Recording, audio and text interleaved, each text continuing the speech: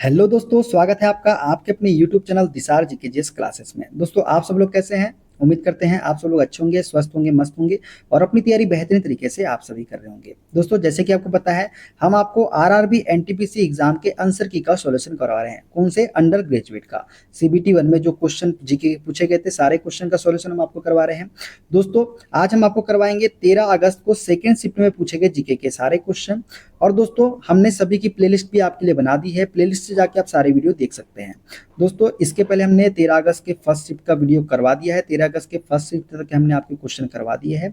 यदि आपने वीडियो नहीं देखा है तो प्लेलिस्ट हमने बना दी है, प्लेलिस्ट में जाके सारे वीडियो देख सकते हैं। वीडियो अच्छा लगे वीडियो को लाइक कीजिए, शेयर कीजिए, कमेंट कीजिए। चैनल पर नए हैं, चैनल को सब्सक्राइब करके बेल आइकन को प्रेस कर लीजिए पल पल की अपडेट के लिए। और दोस्तों, हमसे जुड़ने के लिए, क्लास की अपडेट के लिए आप हमारा टेलीग्राम चैनल ज्वाइन कर सकते हैं। टेलीग्राम चैनल का लिंक मैंने डिस्क्रिप्शन बॉक्स में आपको दे दिया है। चलिए दोस्तों, देर ना करते हुए स्टार्ट करते हैं आज का अपना सेशन। दिल्ली विधानसभा में महिलाओं के लिए आरक्षण प्रदान करने हेतु 106वें संविधान संशोधन अधिनियम द्वारा भारतीय संविधान के किस अनुच्छेद में संशोधन किया गया? दोस्तों, दिल्ली विधानसभा में महिलाओं के लिए आरक्षण प्रदान करने हेतु 106वें संविधान संशोधन अधिनियम द्वारा भारतीय संविधान के अनुच्छेद 239 डबल ए में संशोधन किया गया। किसमें किया गया? अनुच्छेद 239 डबल ए में। देखते हैं अगला क्वेश्चन। निम्नलिखित में से कौन सी पावर परियोजना नाभिकीय ऊर्जा पर आधारित है? तो कल्पकम पावर परियोजना जो है दोस्तों, ये नाभिकीय ऊर्जा पर आधारित परियोजना है। देखते हैं अगला क्वेश्चन। ज्ञानेश्वर 1275 ईस्वी मराठी साहित्य में इसलिए एक अद्वितीय स्थान रखते हैं क्योंकि मुख्यतः वे डैश थे। दोस्तों, ज्ञानेश्वर जो है ये मराठी साहित्य में इसलिए एक अद्वितीय स्थान रखते हैं क्योंकि मुख्यतः वे प्रथम और अग्रणी भक्ति कवि थे। क्या थे? प्रथम और अग्रणी भक्ति कवि थे। देखते हैं अगला क्वेश्चन। मई 2025 के सुप्रीम कोर्ट के फैसले के अनुसार सिविल जज परीक्षा के लिए पात्र होने हेतु विधि स्नातकों के लिए न्यूनतम कितने वर्ष का कानूनी अभ्यास आवश्यक है? तो दोस्तों, न्यूनतम 3 वर्ष का कानूनी अभ्यास आवश्यक है। किसके लिए? सिविल जज परीक्षा के लिए पात्र होने हेतु। देखते हैं अगला क्वेश्चन। निम्नलिखित में से किसने सभी प्रमुख भारतीय राजनीतिक नेताओं को भारतीय राष्ट्रीय कांग्रेस नामक एक साझा मंच के तहत संगठित करने का विचार दिया था? तो दोस्तों, ये विचार किसने दिया था? तो ये दिया था ए.ओ. ह्यूम ने। किसने दिया था? ए.ओ. ह्यूम ने। देखते हैं अगला क्वेश्चन। ग्रामीण भूमिहीन रोजगार गारंटी कार्यक्रम कब लॉन्च किया गया? दोस्तों, ग्रामीण भूमिहीन रोजगार गारंटी कार्यक्रम जो है ये 15 अगस्त 1983 को लॉन्च किया गया था। कब? 15 अगस्त 1983 को। देखते हैं अगला क्वेश्चन। दिसंबर 2024 में king cup international badminton open में लक्ष्य सेन ने किसे हराकर तीसरा स्थान हासिल किया? दोस्तों, दिसंबर 2024 में king cup international badminton open में लक्ष्य सेन ने एलेक्स लेनियर को, किसको? एलेक्स लेनियर को हराकर तीसरा स्थान हासिल किया था। देखते हैं अगला क्वेश्चन। निम्नलिखित में से कौन सा मैदानों में नदी विसर्पण का प्रभाव है? तो दोस्तों, मैदानों में नदी विसर्पण का प्रभाव है ऑक्सबो झीलों का निर्माण। किसका? ऑक्सबो झीलों का निर्माण। देखते हैं अगला क्वेश्चन। सूक्ष्म पाषाण में जो छोटे पत्थर के औजार होते हैं जिन्हें सामान्यतः हड्डियों या लकड़ियों के हत्थों पर चिपकाकर आरी और दरांती जैसे औजार बनाए जाते थे, ये अधिकांशतः किस युग में पाए गए?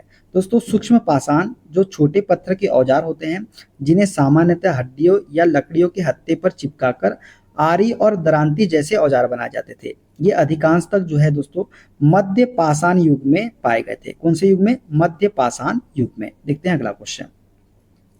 उस पहले भारतीय राजनीतिक नेता का नाम क्या है जिसने अपने समाचार पत्र वंदे मातरम में देश के लिए पूर्ण स्वतंत्रता के विचार को खुले तौर पर छापा था? तो श्री अरविंदो जो है दोस्तों, इन्होंने अपने समाचार पत्र वंदे मातरम में देश के लिए पूर्ण स्वतंत्रता के लिए विचार को खुले तौर पर छापा था। किसने? श्री अरविंदो ने। तो इसका राइट आंसर हो जाएगा ऑप्शन नंबर ए वाला। देखते हैं अगला क्वेश्चन। जल संभर की अवधारणा मुख्यतः डैश से संबंधित है? दोस्तों, जल संभर की अवधारणा जो है ये नदी जल ग्रहण क्षेत्र से संबंधित है। किससे? नदी जल ग्रहण क्षेत्र से। देखते हैं अगला क्वेश्चन। अप्रैल 2025 में इन स्पेस ने एक पहल शुरू की जिसमें निजी कंपनियों को बहु पेलोड होस्ट करने के लिए मॉड्यूलर उपग्रह प्लेटफॉर्म विकसित करने के लिए आमंत्रित किया गया। जिसका उद्देश्य विदेशी उपग्रह अवसंरचना पर निर्भरता कम करना था। इस पहल का नाम क्या था? तो दोस्तों ये पहल थी हमारी सैटेलाइट बस एज अ सर्विस। क्या थी? सैटेलाइट बस एज अ सर्विस जो है ये इस पहल का नाम था। देखते हैं अगला क्वेश्चन। निम्नलिखित में से कौन सी एक विमाहीन राशि है? तो दोस्तों विमाहीन राशि कौन सी है? तो अपवर्तक सूचकांक जो है यह एक विमाहीन राशि है। वेग, त्वरण और गुरुत्वाकर्षण की बात करें तो ये विमाहीन राशि नहीं है। देखते हैं अगला क्वेश्चन। पर्यटन को तृतीयक गतिविधि के रूप में वर्गीकृत किया गया है क्योंकि इसमें डैश शामिल है। दोस्तों पर्यटन को तृतीयक गतिविधि के रूप में वर्गीकृत किया गया है क्योंकि इसमें लोगों को सेवाएं प्रदान करना शामिल है। क्या शामिल है? लोगों को सेवाएं प्रदान करना। देखते हैं अगला क्वेश्चन। कौन से जैव अणु जैव रासायनिक प्रतिक्रियाओं को उत्प्रेरित करने के लिए जिम्मेदार है? तो कौन से जैव अणु है दोस्तों जो जैव रासायनिक प्रतिक्रियाओं को उत्प्रेरित करने के लिए जिम्मेदार है? तो ये है एंजाइम। एंजाइम जो है ये रासायनिक प्रतिक्रियाओं को उत्प्रेरित करने के लिए जिम्मेदार है। देखते हैं अगला क्वेश्चन। विंडोज में alter plus tab keyboard shortcut क्या करता है? दोस्तों विंडोज में alter plus tab keyboard shortcut जो है ये खुले एप्लीकेशनों के बीच स्विच करता है। क्या करता है? खुले एप्लीकेशनों के बीच स्विच करता है। देखते हैं अगला क्वेश्चन। मानव विकास आर्थिक विकास एक महत्वपूर्ण पहलू है। मानव विकास आर्थिक विकास का एक महत्वपूर्ण पहलू है। यूएनडीपी की मानव विकास रिपोर्ट 2025 के अनुसार भारत विश्व स्तर पर किस स्थान पर है? दोस्तों इसका राइट आंसर रहेगा 130 नंबर। तो भारत जो है 130वें स्थान पर है। ठीक है, मानव विकास रिपोर्ट 2025 के अनुसार। देखते हैं अगला क्वेश्चन। संविधान का कौन सा अनुच्छेद नागालैंड राज्य के लिए विशेष प्रावधान प्रदान करता है? तो अनुच्छेद 371 ए जो है दोस्तों ये नागालैंड राज्य के लिए विशेष प्रावधान प्रदान करता है। देखते हैं अगला क्वेश्चन। कंप्यूटर पर फाइलों को व्यवस्थित करने का एक कुशल तरीका निम्न में से कौन सा है? तो फाइलों की श्रेणियों के आधार पर अलग अलग फोल्डर बनाना जो है ये कंप्यूटर पर फाइलों को व्यवस्थित करने का एक कुशल तरीका है। देखते हैं अगला क्वेश्चन। मई 2025 में भारत ने आतंकवाद विरोधी सहयोग को मजबूत करने के उद्देश्य से गरुड़ शक्ति 2025 नाम से किस देश के साथ संयुक्त सैन्य अभ्यास किया? तो दोस्तों गरुड़ शक्ति 2025 नाम से भारत ने इंडोनेशिया के साथ संयुक्त सैन्य अभ्यास किया था। किसके साथ? इंडोनेशिया के साथ। देखते हैं अगला क्वेश्चन। भारत के राष्ट्रपति भारत में किस बल के सर्वोच्च कमांडर भी होते हैं? तो दोस्तों भारत के राष्ट्रपति जो है भारत में सशस्त्र बल के किसके सशस्त्र बल के सर्वोच्च कमांडर भी होते हैं। देखते हैं अगला क्वेश्चन। किस भारतीय एआई स्टार्टअप ने अगस्त 2024 में 10 भारतीय भाषाओं का समर्थन करने वाला एक ओपन सोर्स ऑडियो भाषा मॉडल सुका 1.0 लॉन्च किया है? तो दोस्तों ये किया है सर्वम एआई ने। किसने? सर्वम एआई ने जो है 10 भारतीय भाषाओं का समर्थन करने वाला एक ओपन सोर्स ऑडियो भाषा मॉडल सुका 1.0 लॉन्च किया है 1.0। ठीक है, देखते हैं अगला क्वेश्चन। भारतीय संविधान की 10वीं अनुसूची किससे संबंधित है? तो दल बदल के आधार पर अयोग्यता से संबंधित है भारतीय संविधान की 10वीं अनुसूची। देखते हैं अगला क्वेश्चन। किस अधिनियम ने केंद्र और प्रांतों के लिए 3 अलग अलग सूचियों के साथ अलग अलग विधायी विषय प्रदान किए? तो भारत सरकार अधिनियम 1935 ने जो है केंद्र और प्रांतों के लिए 3 अलग अलग सूचियों के साथ अलग अलग विधायी विषय प्रदान किए थे। कौन सा? भारत सरकार अधिनियम 1935। देखते हैं अगला क्वेश्चन। घर्षण के संबंध में निम्नलिखित में से कौन सा कथन सही है? स्थैतिक घर्षण आसन गति का विरोध करता है और गतिज घर्षण वास्तविक गति का विरोध करता है। ये जो कथन है ये हमारा बिल्कुल सही कथन है। कौन सा? स्थैतिक घर्षण जो होता है ये आसन गति का विरोध करता है और गतिज घर्षण जो होता है ये वास्तविक गति का विरोध करता है। देखते हैं अगला क्वेश्चन। 1 मई 2025 तक की स्थिति के अनुसार भारत में कितने सार्वजनिक क्षेत्र के बैंक कार्यरत है? दोस्तों 1 मई 2025 तक की स्थिति के अनुसार भारत में 12 सार्वजनिक क्षेत्र के बैंक कार्यरत है। देखते हैं अगला क्वेश्चन। 22 मई 2025 को इजरायली सेना ने कथित तौर पर किस क्षेत्र का दौरा करने वाले राजनयिकों को एक प्रतिनिधि मंडल के पास चेतावनी के तौर पर गोलियां चलाई जिसके कारण अंतर्राष्ट्रीय निंदा हुई? दोस्तों 22 मई 2025 को इजरायली सेना ने कथित तौर पर वेस्ट बैंक क्षेत्र का दौरा करने वाले कौन से? वेस्ट बैंक क्षेत्र का दौरा करने वाले राजनयिकों के एक प्रतिनिधि मंडल के पास चेतावनी के तौर पर गोलियां चलाई थी जिसके कारण उसकी अंतर्राष्ट्रीय निंदा भी हुई थी। किसने? इजरायली की। देखते हैं अगला क्वेश्चन।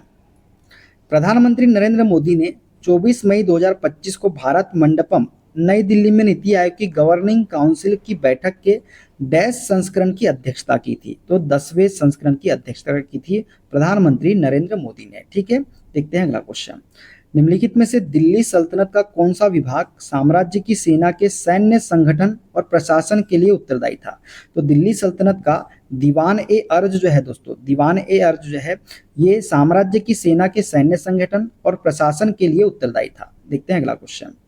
मुदुमल के मेगालिथिक मेनिहिर किस राज्य में स्थित है, जिसे फरवरी 2025 में यूनेस्को विश्व धरोहर केंद्र द्वारा भारत के धरोहर स्थल की अंतिम सूची में शामिल किया गया था? तो मुदुमल के मेगालिथिक मेनिहिर जो है ये तेलंगाना राज्य में स्थित है। कहाँ पे? तेलंगाना राज्य में, जिसे फरवरी 2025 में यूनेस्को विश्व धरोहर केंद्र द्वारा भारत के धरोहर स्थल की अंतिम सूची में शामिल किया गया था। देखते हैं अगला क्वेश्चन। 1947 में भारत में जीवन प्रत्याशा कितनी थी? दोस्तों 1947 में भारत में जीवन प्रत्याशा जो थी ये थी 31 वर्ष। कितनी थी? 31 वर्ष होती 1947 में भारत में जीवन प्रत्याशा। देखते हैं अगला क्वेश्चन। निम्नलिखित में से किसे अप्रैल 2025 में मरणोपरांत मामले के क्षेत्र में पद्म भूषण पुरस्कार 2025 से सम्मानित किया गया था? तो श्री सुशील कुमार मोदी को जो है मरणोपरांत पद्म भूषण पुरस्कार 2025 से सम्मानित किया गया था। देखते हैं अगला क्वेश्चन। करकटम करगटम नृत्य जो घड़ों के अनोखे संतुलन के लिए जाना जाता है, मुख्य रूप से भारत के किस राज्य में प्रचलित है? तो करकटम या करगटम जो है दोस्तों ये तमिलनाडु राज्य में प्रचलित है। कौन से राज्य में? तमिलनाडु राज्य में। देखते हैं अगला क्वेश्चन। निम्नलिखित में से कौन सा भारत में कार्यपालिका पर संसदीय नियंत्रण का साधन नहीं है? तो कार्यपालिका के कार्यों की न्यायिक समीक्षा जो है ये भारत में कार्यपालिका पर संसदीय नियंत्रण पर का साधन नहीं है। देखते हैं अगला क्वेश्चन। निम्नलिखित में से किस वर्ष प्रधानमंत्री श्री नरेंद्र मोदी की अध्यक्षता में केंद्रीय मंत्रिमंडल ने पशुधन क्षेत्र में विकास को बढ़ावा देने हेतु संशोधित राष्ट्रीय गोकुल मिशन को मंजूरी दी? तो दोस्तों वर्ष 2025 में जो है यह मंजूरी दी किसने? प्रधानमंत्री श्री नरेंद्र मोदी की अध्यक्षता में। देखते हैं अगला क्वेश्चन। 86वें संविधान संशोधन अधिनियम 2002 द्वारा कौन सा प्रमुख परिवर्तन किया गया? दोस्तों 86वें संविधान संशोधन अधिनियम 2002 द्वारा जो है शिक्षा को मौलिक अधिकार घोषित किया गया। किसको? शिक्षा को। तो इसका राइट आंसर हो जाएगा ऑप्शन नंबर सी वाला। देखते हैं अगला क्वेश्चन।